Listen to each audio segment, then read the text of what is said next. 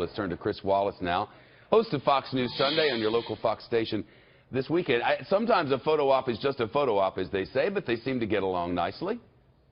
Yeah, and from the accounts we've gotten from both sides, it was businesslike, surprisingly long. As John pointed out, supposed to be a half an hour, ended up being 2 hours and 15 minutes. And there was a lot to talk about. As Tillerson, the Secretary of State, laid it out, they talked about the election meddling, they talked about Syria, and that apparently was the greatest part of the conversation, the most detailed part of the conversation, and there was agreement afterwards to try to work out a ceasefire beginning on Sunday in southwestern Syria that is going to be negotiated amongst the U.S. and Russia and Jordan, which is right on the border there. That seemed to be the brunt of the meeting. They also talked about Ukraine. They talked about North Korea. Syria is the one area where they seem to make some specific progress. We had been led to believe that the Russians might, put in a request. In other words, lower some sanctions, and that the United States might come back and say, well, you need to get out of Crimea. From the readout we heard there, it doesn't sound like that sort of thing has happened, at least not yet.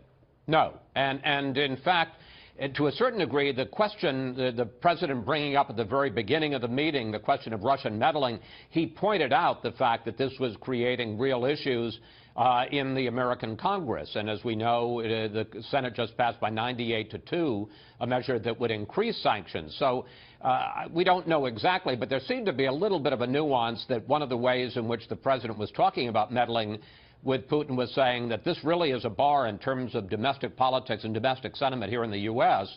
to any future progress, and particularly to the idea of lifting any sanctions. You wonder if the president might at some point come forward and say, look, I pressed this man on his meddling in our election. We're a democracy. We're the most powerful country in the world. We don't stand for stuff like this. And you wonder if some of this, at least media pressure and citizenry pressure, wouldn't diminish to a great deal if he could come forward with something strong like that. I wonder if he will. Well, it's interesting. One of the questions that was asked of Tillerson in that off-the-record briefing, I listened to the whole briefing staring at a chair, which is what we saw while the briefing was going on, was somebody said, well, in that discussion of meddling, did the president unequivocally say to Putin that he believes that Russia meddled, particularly when Putin denied it? Of course, that's something that he hasn't especially said when he's been talking to the American media. And Tillerson kind of ducked that. He talked about it more in terms of domestic concern. And the other point he made is, look, we're going to agree to disagree on this subject. They're going to say, we're going to say they did it. They're going to say they didn't do it.